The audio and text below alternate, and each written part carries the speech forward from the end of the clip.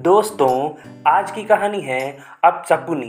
तो कहानी को सुनते सुनते वीडियो को लाइक कर लीजिएगा और अगर आप मेरे चैनल को पहली बार देख रहे हैं तो चैनल को सब्सक्राइब करके बेल आइकन दबा लीजिएगा।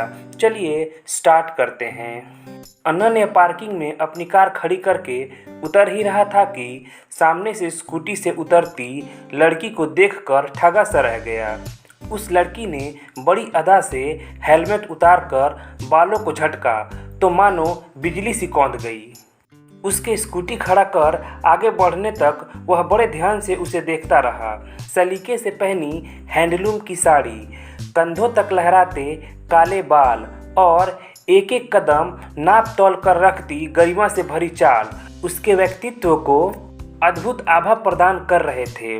अपनी मौसेरी बहन के बेटे चिरायु के जन्मदिन की पार्टी में शामिल होने के लिए अन्ना ने उत्सव रिजॉर्ट में आया था। वह लड़की भी उत्सव की ओर ही जा रही थी। अनन्या को कुछ और देर तक उसे निहारने का सुख मिल गया। उत्सव के गेट में घुसते ही वह लपक कर लिफ्ट की ओर दौड़ गई। जब तक अनन्या को होश आता लिफ्ट ऊपर जा चुकी थी। अनन्या के पास अब इंतज़ार करने के अलावा दूसरा कोई चारा भी नहीं था।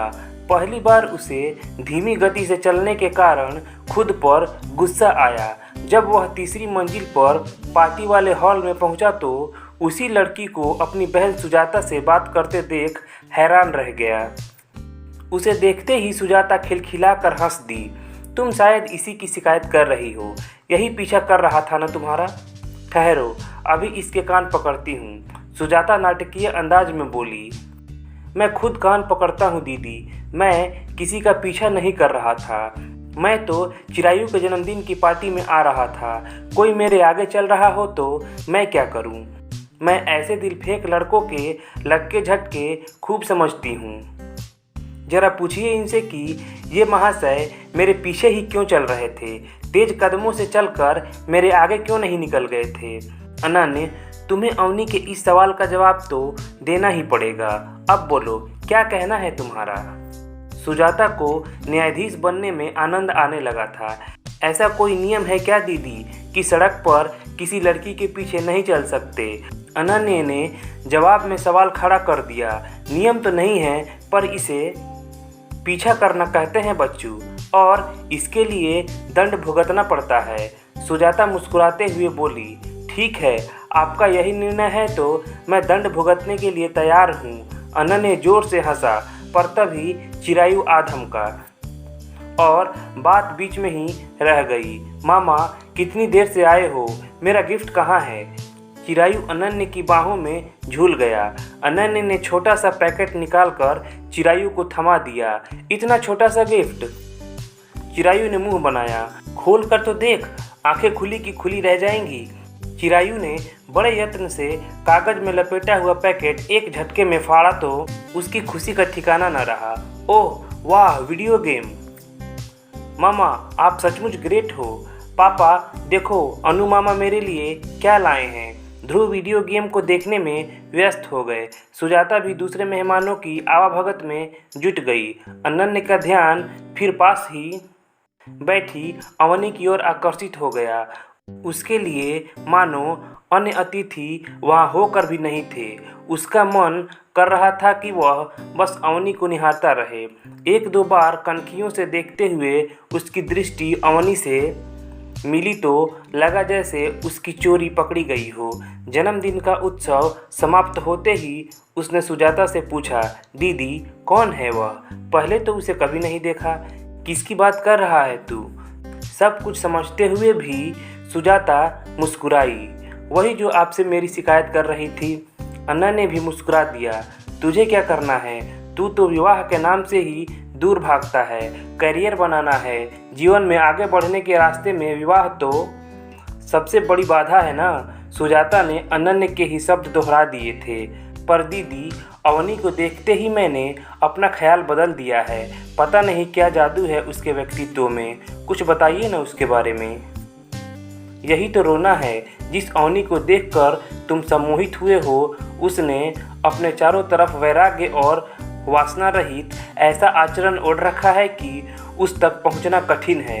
और क्यों ना हो, इस संसार ने भी तो उसके साथ ऐसा ही व्यवहार किया है। सुजाता का दर्दीला स्वर सुनकर अनन्य चौंक उठा। ऐसा क्या कर दिया है संसार ने अवनी के साथ? क्षण मात्र में ही अब तक की सुनी हुई समस्त अनहोनी घटनाएं अनन्य के मानस पटल पर कौंध गई। पता नहीं तुम्हें याद है या नहीं, हमारे पुराने गोलीगुड़ा वाले घर के सामने डॉक्टर निशीथ राय रहा करते थे। खूब याद है। अनन्य सुजाता की बात पूरी होने से पहले ही बोल उठा। हाँ, बचपन में बीमार पड़ने पर माँ उन्हीं के पास इलाज के लिए ले जाती थी। अवनी उनकी बहन सुनंदा की छोटी बेटी है। लेकिन हुआ क्या उसके साथ? अनन्य उतावला हो बैठा। वह उसके बारे में सब कुछ जान लेना चाहता था। 5 वर्ष पहले की बात है। अवनी का विवाह एक बड़े संपन्न परिवार में तय हुआ था। गोद भराई की रस्म के बाद जब वर पक्ष के लोग वापस लौट रहे थे तो उनकी कार को सामने से आते ट्रक ने टक्कर मार दी। उस दुर्घटना में वर और उसके पिता दोनों की मौत हो गई। ओह, कितना अप्रत्याशित रहा होगा यह सब। अप्रत्याशित, यह कहो कि बिजली गिरी थी अवनी और उसके परिवार पर। अवनी तो पत्थर हो गई थी यह सब देखकर। उसके माता पिता सांत्वना देने गए थे, पर वर पक्ष ने उनका मुंह भी देखना पसंद नहीं किया। बैठने के लिए पूछना तो दूर की बात है। सुजाता ने बताया कितना संताप झेलना पड़ा होगा बेचारी को। अनन्य बुझे स्वर में बोला, 2-3 वर्ष इलाज करवाया गया अवनी का, तब कहीं जाकर वह सामान्य हुई। अब भी छोटी सी बात से डर जाती है, जैसे तुम उसके पीछे चल रहे थे पर उसको लगा कि तुम उसका पीछा कर रहे थे। कोई जोर से बोल दे या रात में सन्नाटे के उभरते स्वर, सबसे वह छोटी बच्ची की तरह डर जाती है। माता पिता ने फिर से विवाह की कोशिश नहीं की थी, पर उसके अपशकुनी होने की बात कुछ ऐसी फैल गई थी कि कोई तैयार ही नहीं होता था। माता पिता ने उसे बहुत प्रोत्साहित किया, ढाढ़स बंधाया। तब कहीं जाकर फिर से उसने पढ़ाई प्रारंभ की। अर्थशास्त्र में एमफिल करते ही यहाँ महिला कॉलेज में व्याख्याता बन गई। मुश्किल से 6 माह हुए हैं यहाँ आए। कॉलेज के छात्रावास में ही रहती है, कहीं खास आना जाना भी नहीं है। कभी बहुत आग्रह करने पर हमारे यहाँ चली आती है। कितने दुख की बात है। जीवन ने उसके साथ बड़ा क्रूर उपहास किया है। अनन्य को उससे हमदर्दी हो आई थी। जीवन से अधिक क्रूर मजाक तो उसके अपनों ने किया है। 2 बड़े भाई हैं, एक बड़ी बहन है। तीनों अपनी गृहस्थी में इतने मगन हैं कि छोटी बहन के संबंध में सोचते तक नहीं। अवनी की माँ बिल्कुल अकेली पड़ गई है। एक ओर बीमार पति की तीमारदारी तो दूसरी ओर अवनी की समस्या। उनका हाल पूछने वाला तो कोई है ही नहीं। सुजाता का गला भर आया, आंखें भीग गई। जो हुआ बहुत दुखद था, पर दीदी, इसका अर्थ यह तो नहीं कि पूरा जीवन एक दुर्घटना की भेंट चढ़ा दिया जाए। अनन्य को अपनी बात कहने के लिए शब्द नहीं मिल रहे थे। तुम सही कह रहे हो अनन्य, पर यह सब उसे बताएगा कौन? अभी तक तो सबने उसके घावों पर नमक ही छिड़कने का काम किया है। एक दिन अचानक वह मुझसे मिलने चली आई।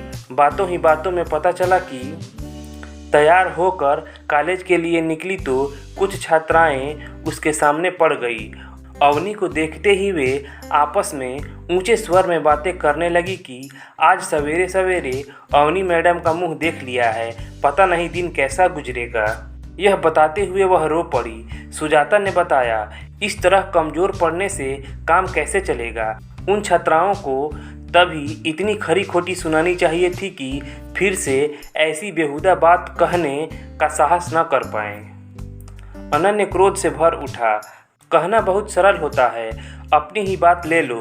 कुछ ही देर पहले तुम अवनी के व्यक्तित्व से पूर्णतया अभिभूत लग रहे थे, पर मुझे नहीं लगता कि यह सब कुछ जानने के बाद भी तुम्हारे मन में उसके प्रति वही भावनाएं होंगी। सुजाता व्यंग्यपूर्ण स्वर में बोली, आपके इस प्रश्न का उत्तर अभी तो मेरे पास नहीं है। सब कुछ जानने समझने के लिए समय तो चाहिए न दीदी। अनन्य के हर शब्द में गहराई थी। अवनी के प्रति सहानुभूति थी। सुजाता बस मुस्कुरा कर रह गई थी। अनन्य के जाने के बाद सुजाता सोच में डूब गई। उसके मन में विचारों का तेजी से मंथन चल रहा था। कभी वह अनन्य के बारे में सोचती तो कभी अवनी के बारे में। कब तक यूं ही बैठी रहोगी? ढेरों काम पड़े हैं। तभी ध्रुव ने उसकी तंद्रा भंग की। क्या करूं? फिर वही कहानी दोहराई जा रही है। पता नहीं अवनी को कोई सहारा देने का साहस जुटा पाएगा या नहीं। निराश स्वर में बोल सुजाता उठ खड़ी हुई। इस चिंता में घुलना छोड़ दो सुजाता। अवनी पढ़ी लिखी है, समझदार है, आत्मनिर्भर है, धीरे धीरे अपने बलबूते जीना सीख जाएगी। ध्रुव ने कहा। कुछ माह भी नहीं बीते थे कि एक दिन अचानक ही सुभदा मौसी का फ़ोन आ गया। इधर उधर की बात करने के बाद वे बोली, क्या कहूँ सुजाता, मन रोने को हो रहा है, पर सोचा पहले तुमसे बात कर लूँ, शायद तुम ही कोई रास्ता सुझा सको। क्या हुआ मौसी, सब खैरियत तो है? सुजाता बोली। मेरी कुशलता की इतनी चिंता कब से होने लगी तुम्हें? काश तुमने मुझे समय से सचेत कर दिया होता। क्या कह रही हो मौसी? मेरी समझ में तो कुछ नहीं आ रहा। सुजाता परेशान हो उठी। मैं उस मुई अवनी की बात कर रही हूँ। पता नहीं कब से प्रेम लीला चल रही है दोनों की। अब अनन्य जिद ठाने बैठा है कि विवाह करेगा तो अवनी से ही, नहीं तो कुंवारा रहेगा। मेरा विश्वास करो मौसी, मुझे तो इस संबंध में कुछ भी पता नहीं है, पर अनन्य तो कह रहा था कि वह अवनी से पहली बार चिरायु के जन्मदिन पर ही मिला था। उस समारोह में तो बहुत से लोग आमंत्रित थे। कहाँ क्या चल रहा था मैं कैसे बता सकती हूँ। ठीक है, मान ली तुम्हारी बात, पर अब तो कुछ करो। सुजाता, मेरा तो एक ही बेटा है, उसे कुछ हो गया तो मैं बर्बाद हो जाऊंगी। सुभदा फोन पर ही रो पड़ी। ऐसा मत बोलो मौसी, ऐसा कुछ नहीं होगा। क्या पता इसमें भी कोई अच्छाई ही हो। सुजाता ने उन्हें ढांढस बंधाया। इसमें क्या अच्छाई होगी?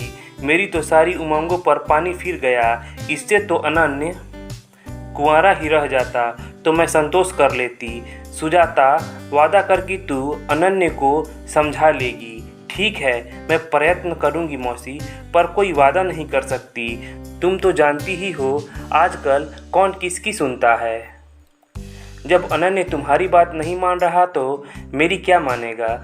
सुजाता ने अपनी विवशता जताई। प्रयत्न करने में क्या बुराई है? तुझे तो बहुत मान देता है, शायद मान जाए। अपनी मौसी के लिए तू इतना भी नहीं करेगी? सुभदा ने जोर डालते हुए कहा था। क्यों शर्मिंदा करती हो मौसी, मैं अपनी ओर से पूरी कोशिश करूंगी। सुजाता ने सुभदा को आश्वस्त तो कर दिया, पर अति व्यस्तता के कारण अगले 2 महीने तक अवनी और अनन्य से मिलने तक का समय नहीं निकाल पाई। पर एक दिन अचानक सुभदा मौसी को आया देख उसके आश्चर्य की सीमा न रही। आओ मौसी, तुम्हारा फ़ोन आने के बाद व्यस्तता के कारण अनन्य से मिलने का समय ही नहीं निकाल पाई। मैं आज ही अनन्य से मिलने की कोशिश करूंगी। सुजाता मौसी को अचानक आया देख वह अचकचा कर बोली। अब उसकी कोई आवश्यकता नहीं बेटी, मैं तो उन दोनों के विवाह का निमंत्रण देने आई हूँ। अनन्य को बहुत समझाया बुझाया, लेकिन वह माना ही नहीं। पता नहीं उस जादूगरनी ने क्या जादू कर दिया, बेटे की जिद के आगे झुकना ही पड़ा। सुभदा मौसी भरे गले से बोली और निमंत्रण पत्र देकर उल्टे पांव लौट गई। बहुत प्रयत्न करने पर भी उन्हें रोक नहीं पाई सुजाता। शायद वे अनन्य और अवनी के विवाह के लिए सुजाता को भी दोषी मान रही थी। सुभदा मौसी तो निमंत्रण देकर चली गई, पर सुजाता के मन में बेचैनी हो रही थी कि आखिर अनन्य क्यों अवनी के बारे में सब कुछ जानने के बाद विवाह के लिए राजी हो गया, और अवनी कैसे अपनी पुरानी यादों को भूलकर विवाह के लिए तैयार हो गई। सुजाता ने अनन्य और अवनी से बात की तो दोनों ने ही कहा, दीदी हम दोनों ने एक दूसरे को अच्छी तरह समझ लिया है। साथ ही हम यह भी समझ गए हैं कि शकुन अपशकुन कुछ नहीं होता। जीवन साथी अगर अच्छा हो तो जिंदगी अच्छी गुजरती है। अतः एक दूसरे को समझने के बाद ही हमने शादी का फैसला लिया है।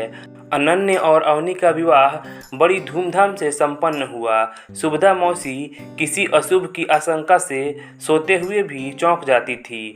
अनन्य और अवनी के विवाह को अब 5 वर्ष का समय बीत चुका है। 2 नन्हे मुन्नों के साथ दोनों अपनी गृहस्थी में कुछ ऐसे रमे हैं कि दीन दुनिया का होश ही नहीं है उन्हें। पर सुभद्रा मौसी हर परिचित को यह समझाना नहीं भूलती कि शकुन अपशकुन कुछ नहीं होता, यह तो केवल पंडों का फैलाया वहम है। दोस्तों, अगर कहानी अच्छी लगी हो तो प्लीज़ लाइक कर लीजिएगा और कमेंट्स करके बताइएगा। चलिए मिलते हैं अगले कहानी वाले वीडियो में। धन्यवाद।